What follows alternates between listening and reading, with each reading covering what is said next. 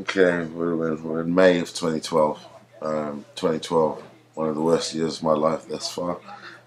However, while I still maintain my dignity as a professional black man, and I have my qualifications and I have my job, even though all of these things, or not all of these things, you can't take that away from me.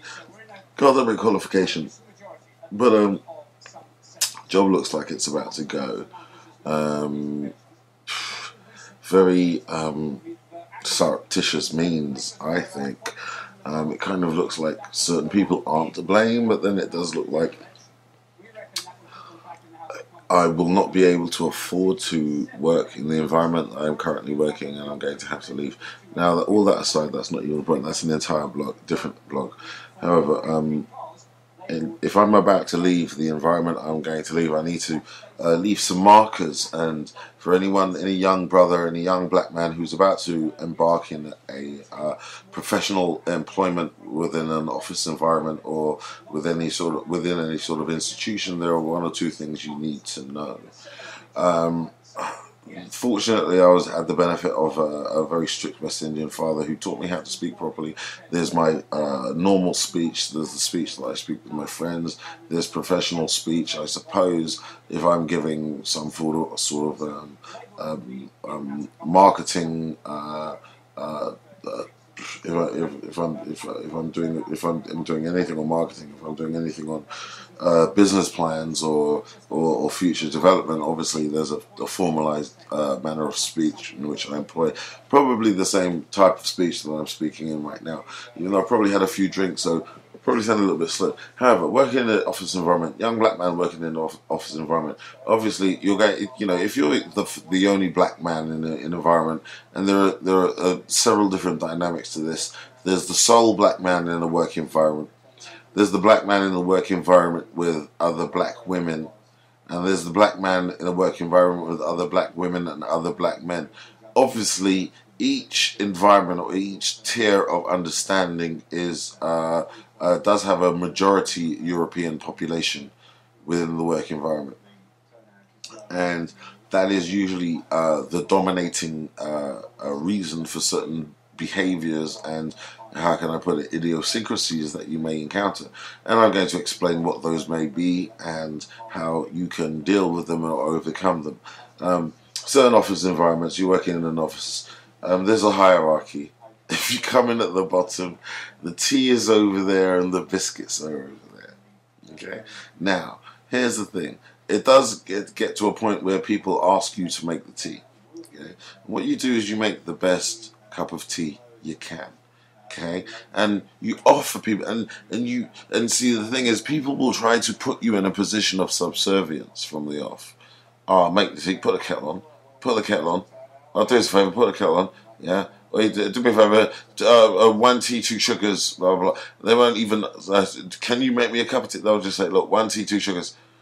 So what you need to do is be proactive on that shit until such an extent that you are familiar within the office.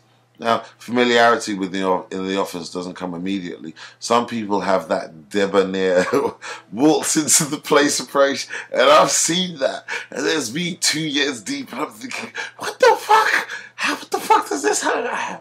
But I'll get on to, I might explain that later. However, my approach was, I'm qualified, I've come into this office, yes, I know I'm at the bottom of the rung of the ladder, but I'm here to establish myself, thank you very much. And I gave that vibe off straight away, and I was asked to make tea a couple of times, but then if someone asked me to make tea, I'd say, yeah, hold on a second, you're not the only person in here. Sorry, darling, do you want a cup of tea?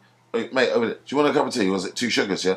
And what you do is you spread out that initial subservience into a form of cooperation and how can I put it, camaraderie. Okay, so you take that initial input, you don't get angry, and you don't go, oh, he's putting me in the subject position. You go, yeah, hold on a second, you're not the only person in this office. Sorry, darling, do you want a cup of tea as well? Do you want a cup of tea? Right, and that's how you start to ingratiate yourself with other members of staff. Yeah, you're not a dog's body. Yeah, and you're not there to serve one person. If there are other people in the environment, you are conscientious enough to be aware of their presence and know whether or not they drink tea or coffee, how many sugars and so forth. And you do that shit. And it sounds like a very minor thing, but because there's the entire professionalism of why you're there in the first place. However, this is a small thing, but these things are very important, because if from the off you come in saying, I'm not making no tea, I'm not making tea, they're thinking, wow, right, we got someone from the ghetto here. What are you talking about? You just come, and people are going to be slightly more off with you, and they're not going to want to deal with you and help you progress. Okay, so you have to try and engender a form of camaraderie with other working members of staff. That's from the off. That's if you're on the bottom of the ladder. I managed to negotiate my whole way through the whole tea thing quite easily, to the point where people just didn't ask me anymore. But you know, my methodology hasn't necessarily been the best methodology. But on reflection, I can see how I might have done things better. Working in an office with other black men, when the office is majority white. Those other black men have gone through numerous things in order to get to the position they are. They may not have been as strong as you, and may have had to have coon and sambo their way to certain positions of responsibility. Although within their general genetic makeup and within their deeper soul, they do realize and they do sense the rebellious empiric nature that you bring to the environment. You do give off the natural environment to want to dominate things, to want to get the bit between your teeth, and to take projects forward. However, this person has invested so much time and has been through so much humiliation. They're not going to let you just come in and jump over them as the brash, young, black power upstart. Oh, no, no, no. They're going to want to put you in your place. They're going to want to shackle you. They're going to want to stop you. And so you can either battle your way past this Uncle Tommy-fied individuals who, having said that, does have a deep-centered root of their own Uncle Tomness, and does recognize the fire that you have and the enthusiasm, and probably do want to cultivate it to an extent, however. But after making you perfectly well aware of your place in the hierarchy of things, you are underneath them. Okay? I say take it. I say take it for a couple of months, a few months, then ingratiate yourself with that black man, take him to the side, talk to that guy. Yeah, because he's going to want to destroy you. Now, here's the thing. Nothing is better than for the other, maybe racist members of staff, to see the young upstart battling against the Uncle Tom. The Uncle Tom is there, and they will give the Uncle Tom 101 reasons to stay, because he's an Uncle Tom. However, they will also G you up as the young upstart to battle the Uncle Tom. Oops, shit, this shit's too loud in the background. I'm turn that shit down. Right, they will also G you up as the young upstart, because they want to see the fireworks. They want to see the fireworks. They want to, you know, it's funny, you know, they'll keep the Uncle Tom and they'll keep you for a while, but bearing in mind there is a hierarchy here, and you are the last one in. You will be the first one out if any altercation comes to a serious head. You have to realize that. So, on reflection, in the 2 or 3 circumstances in which I've been in that situation, I'd say ingratiate yourself with the guy. Take him to the side, because deep down within his heart he knows. And you have to work collectively, and you have to say, listen, I'll be the brash one, and you be the sensible one. It's like, I'll be Starsky and Hutch, yeah, and you be like the fat, like, you know, lieutenant with the cigar. Like, I told you, Hutch, it's outrageous, but you got the job done, and that's all that counts, right? And that way you can both play the man, okay? And he will feel some form of redemption to knowing that he's doing the right thing. You've ingratiated yourself with that guy, but then you also manage to associate with other members of staff within the place, and everything kind of seems hunky-dory, and any altercations are staged between you and him, and you know what the outcome's going to be, and you just turn it into a form of WWE wrestling. That's if it works properly. The next tier is you as the black man working within the office with other black women. This is completely different. This is so much different. Okay, there is far less chance of you ingratiating yourself with that individual unless they're a real sister. Okay, if they're a real sister, it'll be cool and everything will be fine, and you'll have a laugh, and you know you'll probably have the best working environment you've worked in a long time, and you'll meet her boyfriend, her family, and they'll come round to dinner, and everything will be cool if it's a real sister. But unfortunately, that's only 15, 18% of the 100 that exists within the workplace, and that's just within the workplace.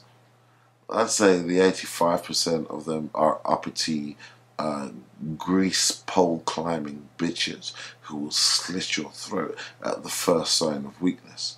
In which case, you need to have your aloof, professional, black man bulletproof exterior on.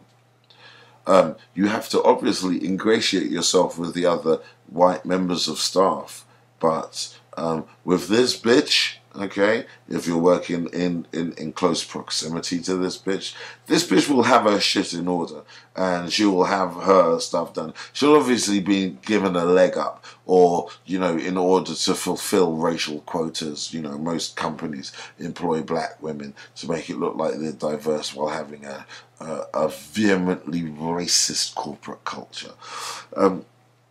But if that's the circumstance, in a very similar manner, she would have had to have cooned out. But to a worse extent, she would have probably fucked members of that office in order to get the position that she's had at the staff party, at the staff drinks do, the Christmas do. Come on, I mean, if any of you have been to a big Christmas do, you know what I'm talking about. I mean, I've been a teacher for at least 15, 20 years now, and I'd never go out with another teacher because I wouldn't trust her ass, especially if she works at another school. Speaking of the one that I work at the moment, I remember one teacher being extremely, frivolous, let's say, with his semen, only to find his significant other coming to work at the same school as him just to keep an eye on him. Everything's chilled out now. Yeah. Oh, names will be mentioned in my diaries. Okay. Don't worry about that. Right, okay. So, obviously, with this bitch, you need to have your bulletproof exterior on. You need to be very formal, and you need to be by the book. You need to be seeing if in any way at all she slips up, because if you do, she will fuck you up and stick a knife in your back. You come to her with any of that revolutionary, we need to stick together business, she'll be right in the ear of the boss going, oh, I'm not sure whether or not he's right for the company, because he seems like one of those black power rebellious type of guys. And I really do think that we need to keep a level type of mentality if we're going to progress through the next quarter. That's the type of thing she's going to come out with, right? And that's your job done, either no contract renewed or whatever. So don't even go for that. Basically, you need to remain stoic and see whether or not there are any overtures. There are not likely to be.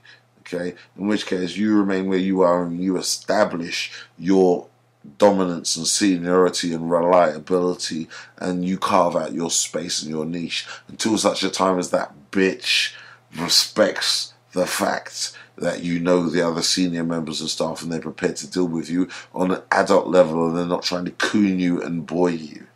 Okay? Then you'll have that British respect. Funny thing is, she's probably going out with a fucking postman. Yeah? Some Sambo happy-go-lucky Sunday football playing coon. Okay? But in the workplace, she'll fuck you up in an instant. The next scenario. You within the professional workplace with several other black women and you as the only black man. Well, all I can say is, if the second level was bad and required stoicism, this level requires some sort of tap dancing motherfucking shit, man. Some sort of, morphing, what's it called? Energizing, from beaming from one place to the other shit. Because they will round on you. They will round on you. They will round on you. They will isolate you. They will grass you up to the white man. There you go. I said it. Okay. Now you can flag this video for racism. But actually, all I'm just doing is being honest, and I haven't expressed any racism or prejudice or hate. I'm just acknowledging the racial dynamic of who your activities will be reported to by the belligerent black female collective that you may be unfortunate to be working with within an office environment. That will happen. In certain circumstances, you may find one or two that might be real sisters, in which case you'll have to balance your interaction with them with the fuck-ups who will slit your throat in an instance, because even though you may be interacting with the real sisters unfortunately will fall in line with the bitches. Okay, you'll only know the real sisters because you'll be speaking to them by themselves or across the coffee machine or whatever. In which case, you carry on in the same way. You carve out your niche until you get their motherfucking respect. You don't socialize. You don't barbecue. You don't dinner. You don't go for drinks. You don't do that shit.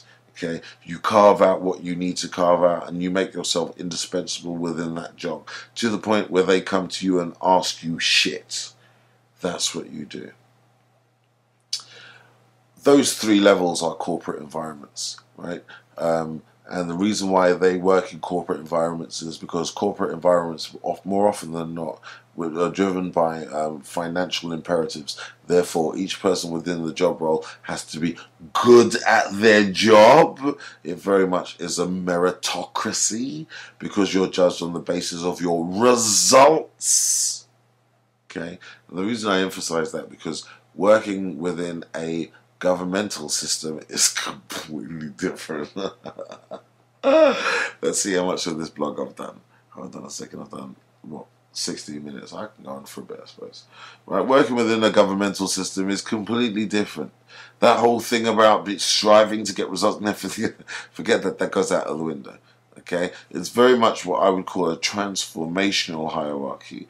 Transformational in the sense that it's not based on your performance and how well you do, although that can have some bearing to your cause. But it's very much based on whose dick you're sucking, who you're fucking, or whose tongue you have up their anus, or whose anus you have your tongue up performing very slow round circular motions. Okay, that is more the governmental structure. It's very much about who you can trust, who's going to be your right man, who's halfway decent, competent enough to do the job. However, you do trust them. Young black man working with that environment. Well, I tell you what, the ones who advance the fastest within that governmental hierarchical structure, and mainly I think schools. I have to say schools. That any black man who advances within that structure is a coon, is a Sambo, right? Because it's very much transformational. The headmaster may come in, if the headmaster has the opportunity to have a clean sweep, they'll come in with one or two members of senior management. Then they may have worked with other schools before, and they'll have that lineage, they'll have that history, they'll have that long-term goal to achieve within the school or the institution that you're not necessarily privy to. You don't know what their long-term goal is. You don't know whether or not their long-term goal was right. We're going to come in this school. There's about 15 million that pass within the school within the next 5 years. We're going to embezzle 5 million of that, and then we're off to retire. You don't know whether or not that's their aim. And quite frequently, that is the aim. And I've seen it done 4 or 5 times now. Not necessarily, several times by headmasters, and then with other members of staff, other departments. Okay, they abuse the governmental system because it's a cash cow. Okay, nothing is done. The government throw you a big stack of cheese, and it's up to you whether or not you apply that cheese to the needy mice. Okay, or you just might stack that cheese, cut bits off, and get your little mansion in Wales. Yeah. Okay, or or your condo, or your place in Florida. People know what I'm talking about. As a black person, if you thought, okay, let God pick me up and drop me off in the west coast of Africa, let me work in an institution with young black people, and then we could look at those little beanheads running around with dirty shirts on and no proper shoes on their feet. Yeah, having to write with pencils on paper and shit, where everyone in the West is learning how to type and then do all their dissertations and submissions by typing. Now, no one writes anything anymore in the West.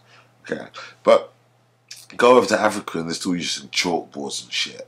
Now, let's say you were able to manage the finances of that economy, and you saw the amount of money that was coming through, and you're looking at the little beanheads, and you think about developing your nation, thinking about creating intellectuals within your nation and creating your nation as something strong. Are you going to embezzle money? Are you going to embezzle money from the people that look just like you? Of course you're not. Of course you're not. Okay, because you may have some form of integrity. The entire reason you're in that position in the first place was to improve things. Okay, if you have integrity. In the West, it's not necessarily the same thing. You come here, right, you get the big stack of cheese, you think, wow, I could actually spend this honestly if I wanted to, or actually I could set up a front company if I wanted to, run by members of my own family, and I can get them to tend for jobs, and I could show sort of a preference to purchasing certain equipment through them. Obviously that would be charged slightly higher, but there'd be some mythical back end of service level agreement that obviously wouldn't materialize, and that's the sort of thing that a school would go for, and they go, oh yes, and you mean we've got service over the next 5 years? Of course you fucking haven't. Of course you fucking haven't. But some dickhead that signs off for shit is going to be getting a 5-10 grand slice of the 100 or 200 grand contract that comes through at that time. The 10 grand contract, the 30 grand contract, slices coming off.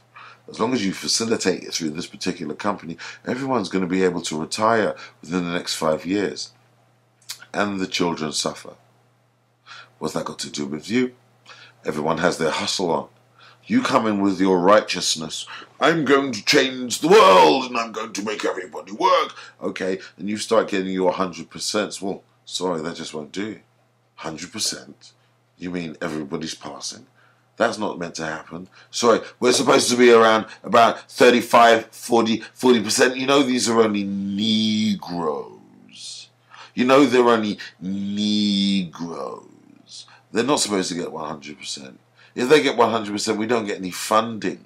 You see, if it's about 35, 40%, it's not shit. It is shit. Yes, it is shit. But it's not complete failing. And it looks like we look, if we're hitting 35, 40%, we get an extra 60,000 to help us improve. And where does that 60,000 go? New car, new bathroom, new premises. Okay? It doesn't filter down to the young people. And that's the long-term scam. I'm working in an inner city, pure niggers. Most of the senior leadership are white. And all the new employment policy has been tall white men. I suppose tall white men are large enough and physically capable to deal with niggers. It's not intellectual. Okay, this is symbolic. Okay, it's all representative for. Here are your masters and they're taller than you. So you come in there with your evangelic, I'm going to get 100% every year, and actually you will rub people up the wrong way. There are people on a cash cow of mediocrity. You will highlight the underperformance of the majority of staff. If you're an Israelite and you come in to do the job properly, that is. You will undermine a majority of other staff, and you will be undermined. You will be undermined by a majority of staff. You will experience whispering campaigns. You will experience whispering campaigns. You will experience rumors about you, about what you've done, about what you're capable, about what you've said. None of which are true, none of which are verifiable, and none of which will ever come back to you in any formal legalistic sense or any managerial sense or written form. However, these things will swirl about, giving a general impression of what you're like. You will be the aggressive, shouting, overbearing, potentially violent black man at any minute.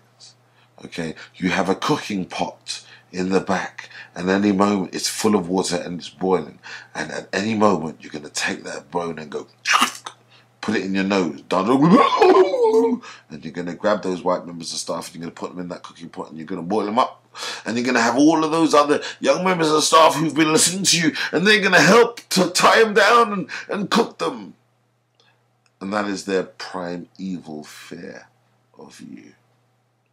Okay, so the evangelic sense, you know, it's going to be hard, because the other option is so undesirable it doesn't bear mentioning, although I will mention it. It means being 100% down with the Greek fraternity. That means drinking in the pub till you're so paralytic you don't know what happens and you end up snogging other men. Not that I've done that, but I've seen it done. Oh yes, I've seen it done. To the point where you're so paralytic. Okay, you know, people have to stick you in a car and send you home. I've seen that done. The only problem is when black people do that, they go, "Oh my God, did you see him?" It's, oh, it was terrible. I mean, the guy can't hold his drink. And when white men start, they go, "Oh my God, oh, he was terrible. Oh, we had to stop him in the cab. It was," and that's the difference. But if you really want to play hardball, and you want to do the Greek fraternity route, you have to be prepared to sit on other men's laps. Hug them as though you're hugging your girlfriend and look deeply into their eyes as though you're about to embrace it in a passionate kiss. I'm sorry, but I can't do that. But I've seen it done. I've seen it done, and these people go whoop, whoop, whoop, whoop, whoop, right up the ladder. I wouldn't advocate that. I would advocate being a stoic, straight up, straight down the line black man. And for those people who, you know, after a while you may go out for one or two drinks, you know, whether or not people are cool or not. You know, one or two people in there may have smoked a couple of spliffs, you know. And in which case they, you know, they may not be so they may not be so eager to turn you in as a soulful individual. And I say soulful individual because there is your work facade and then there is your soul. Okay, the paranoia is that your soul is going to do an Omar Thornton, and I'll tell you what. The paranoia is that your soul is going to do an Omar Thornton. Your professional facade is supposed to be as wise as a serpent and as harmless as a dove. That's how your professional facade. Because remember, nothing that you do in that place in terms of achievement will matter one iota. It's a transformational hierarchy. It's about who gets on with who. And if you have the Greek fraternity, that when I say you Americans have jumped on so much fucking bullshit. If I say the Greek fraternity, you think I'm talking about black college students? Oh no. Right, you guys are just the imitators. You guys are just picking up the leftovers, the droppings. Okay, and imitating your slave masters. I'm talking about the real Greeks within the hierarchical structure. Okay, the bisexual, the definitive bisexual, yet 100% protesting heterosexual hierarchy. That determines whether or not you will proceed or not within that type of transformational hierarchy. And unless you get down with that, you're not going anywhere. Okay? Unless you get down with that. How do you combat that? It's very hard. It's very hard because once you give off the aura of masculinity, they immediately think you're anti-gay and they want to chop their heads off, even though you probably might want to. But obviously there's professionalism. Let bygones be bygones, right? Within the professional workplace. I'm not going to go into any professional workplace and start slacking people off. But it's other people's negative perceptions and the extension of those negative perceptions that give the overall negative view of you. And that's just you being a man. Okay, there are probably other elements of that, but I'm probably going to end it there because I've been talking for about half an hour. But so far, that's the way I see it within the corporate structure, and that's the way I see it within the governmental structure. For those who are professional and yet witty, potential raconteurs, okay, the transformational structure may be for you, but your soul ebbs away as you progress. That is all.